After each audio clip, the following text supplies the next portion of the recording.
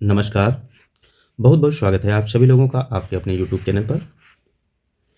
आज फिर से हम लोग हिंदी का प्रैक्टिस सेट सॉल्व करेंगे, जहां पर बहुत ही महत्वपूर्ण प्रश्न हैं। जैसा कि आप लोगों ने पिछले प्रैक्टिस सेट में देखा है कि काफ़ी अच्छे प्रश्न हैं। ठीक उसी प्रश्न पत्र के कुछ बचे हुए क्वेश्चन थे, जिनको आज हम लोग सॉल्व करेंगे। तो चलिए शुरुआत करेंगे हम लोग आगे। जैसा कि आप देखेंगे कि पिछले वीडियो में आपने ये सॉल्व कर चुके हैं हम लोग। तो आज जो है, पिछले वीडियो में जो हम लोगों ने 15 क्वेश्चन सॉल्व किए थे, आज हम 16वां क्वेश्चन हल करेंगे। आप देख पा रहे होंगे कि जो 16वां क्वेश्चन दिया है, आप निसंकोच चले जाओ। यहाँ पर कहा है कि आप निसंकोच चले जाओ। इस वाक्य की त्रुटि सुधारने के लिए निम्न में से सही वाक्य छांटें। तो क्या करना होगा?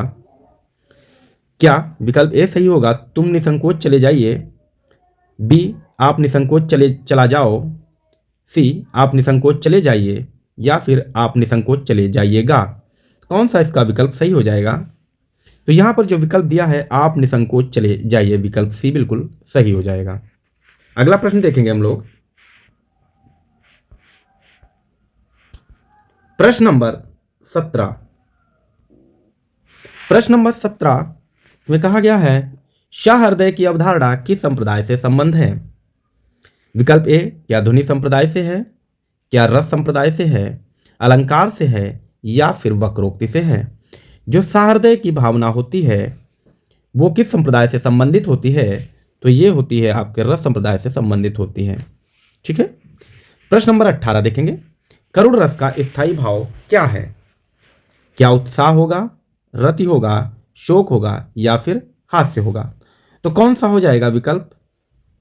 तो यहां जो विकल्प होगा वो हो जाएगा आपका विकल्प ये सही हो जाएगा।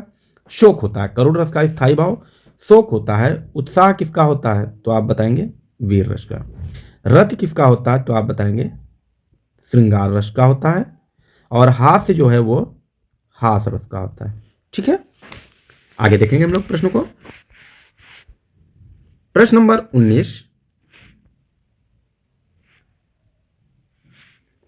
प्रश्न नंबर 19 में क्या कहा गया है? अवधि शिला का उर पर था गर्भार, तिल तिल काट रही थी दृग जलधार। इस उद्धरण में प्रयुक्त छंद है। यहां पर हमसे छंद पूछा गया है। तो छंद में 4 चरण होते हैं, देखेंगे आप। 1 चरण, 2 चरण, 3 चरण और 4 चरण। तो प्रत्येक छंद में 4 चरण होते हैं। अब इसमें हम लोग मात्राओं की गणना करें तो 1 1 1 1 2 2 1 1 1 1। तो कितनी मात्राएं होंगी देखेंगे हम लोग। 2 1 1 2 1 1 1 1 1 2 1 1 2 2 1 1 1 1 2 1। तो एक चरण में यहां 1 2 3 4 2 6 2 8 9 10 11 12। तो पहले चरण में 12, 2 3 4 2 6 और 1 7, और दूसरे चरण में 7। तो पहले चरण में 12 और दूसरे चरण में 7 मात्राएं जिसमें होती हैं उसे हम लोग कहते हैं बरवय छंद। क्या कहते हैं? बरवय छंद कहते हैं। तो यहाँ का जो विकल्प होगा वो आपका सी बिल्कुल सही हो जाएगा। इसमें बरवय छंद दिया है। दोहा छंद जो है इसमें 13 गेरा मात्राएं होती हैं। सोठा दोहे का उल्टा होता है, गेरा 13। ठीक है। और गीतिका में जो है 26 मात्राएं होती हैं। ठीक, ये ध्यान रखेंगे आप लोग। अगला प्रश्न देखेंगे। भाषा में शब्द और अर्थ की दृष्टि से सौंदर्य उत्पन्न करते हैं।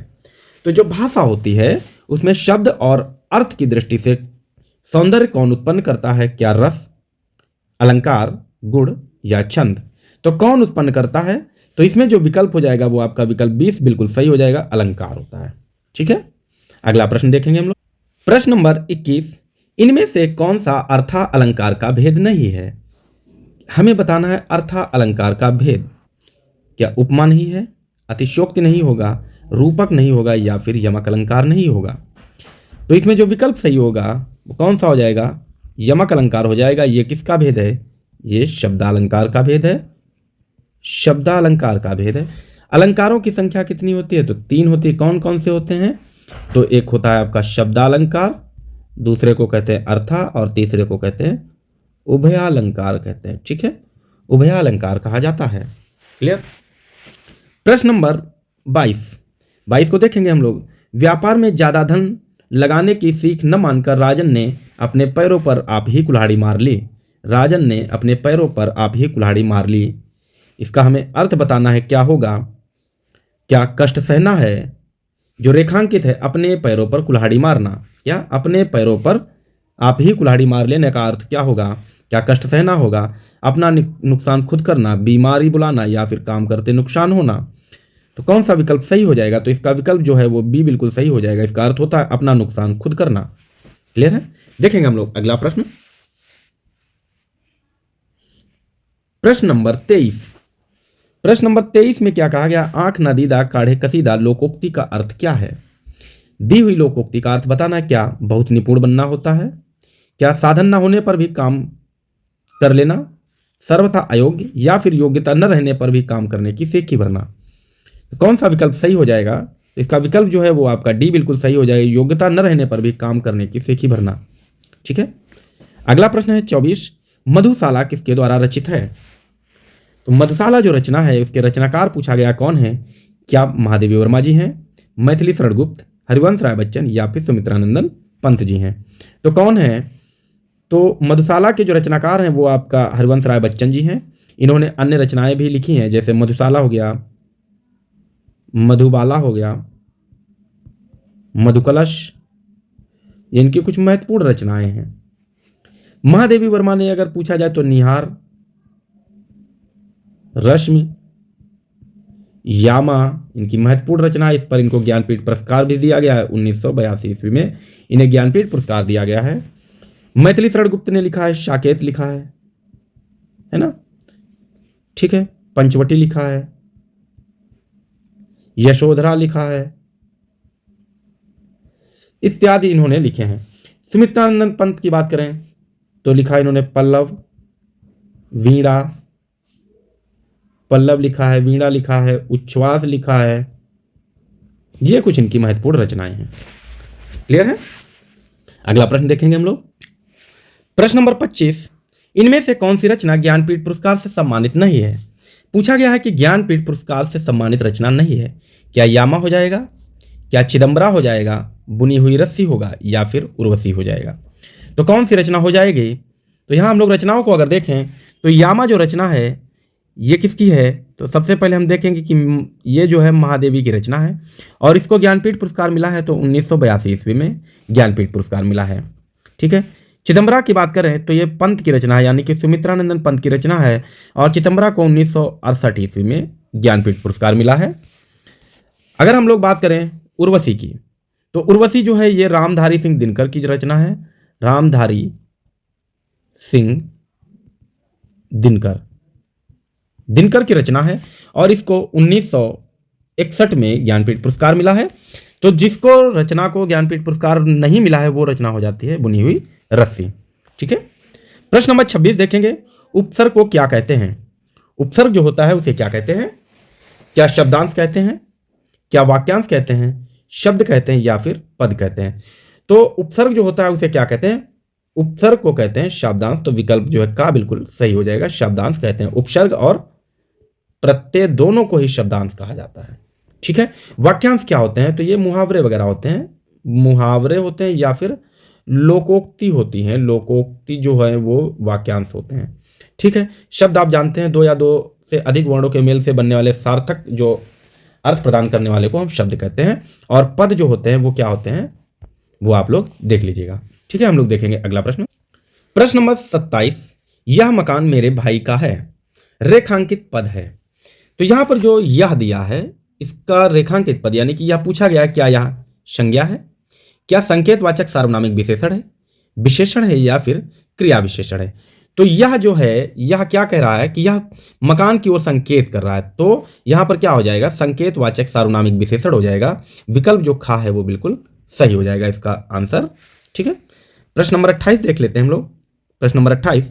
निम्नलिखित शब्दों में किसकी वर्तनी शुद्ध है।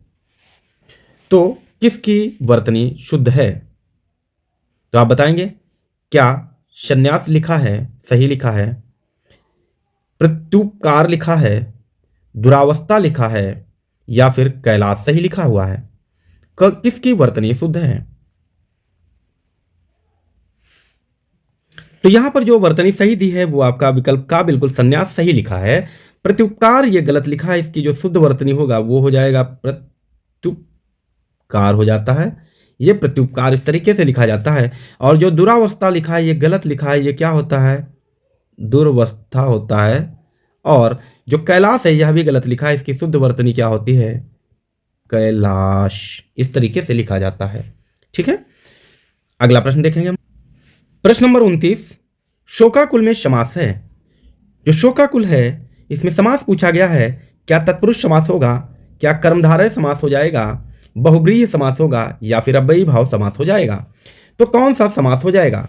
तो हम लोग देख लें, अगर तत्पुरुष समास, तत्पुरुष समास का मतलब है जिसमें कारक चिन्ह आते हों, कारक चिन्ह हो लगे हों, या फिर इनमें लोप होना चाहिए। कर्मधारय समास में विशेषण होना चाहिए, विशेषण और विशेष की बात करेगा वहां पर आपका कर्मधारय समास हो जाएगा। बहुब्रीहि समास में आपसे कहा जाएगा कि तीसरा पद प्रधान होना चाहिए, तीसरा पद प्रधान अर्थात तीसरा अर्थ निकलना चाहिए। और अव्ययी भाव में पहला पद जो है वो क्या होगा? अव्यय होगा। तो यहां पर शोकाकुल, अगर हम शोकाकुल का सामासिक विग्रह करें तो क्या हो जाएगा? शोक से आकुल, शोक से आकुल। और जो से है ये क्या है? से है ये क्या है? ये आपका कारक चिन्ह है। क्या है? कारक चिन्ह है। और कारक चिन्ह आ गया तो कौन सा समास होगा? तो आप कहेंगे तत्पुरुष समास हो जाएगा, और विकल्प हमारा का बिल्कुल सही हो जाएगा। उम्मीद करता हूं आपको बेहतर समझ में आया होगा।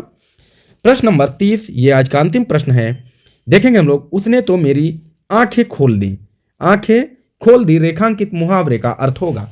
आंखें खोलने का अर्थ क्या होता है? भ्रम को दूर करना, किसी बात पर ध्यान न देना, स्वागत के लिए राह देखना, अंधकार दूर करना। तो क्या हो जाएगा? आंखें खोल देने का अर्थ क्या होगा? अर्थात जो भ्रम बना हुआ है वह दूर करना होता है। तो भ्रम को दूर करना मतलब आंखें खोल देना होता है। तो आज हम लोगों ने 15 प्रश्नों को बेहतर तरीके से किया है, हम लोगों ने अभ्यास किया है, और उम्मीद करता हूं कि आप लोगों ने इसे बेहतर समझा होगा। आज के लिए इतना ही रखेंगे, हम लोग मिलेंगे अगले वीडियो में। अगर आप लोगों को वीडियोस अच्छे लग रहे हैं तो प्लीज़ वीडियोस के लिए लाइक शेयर करें आप लोग, और जिन्होंने चैनल सब्सक्राइब नहीं किया वो चैनल को सब्सक्राइब कर लें अगर आप लोगों को वीडियोस बेहतर लग रहे हैं तो। आपको आने वाली हर एक वीडियो आपको मिलती रहेगी। Thanks for watching video. Bye bye, take care.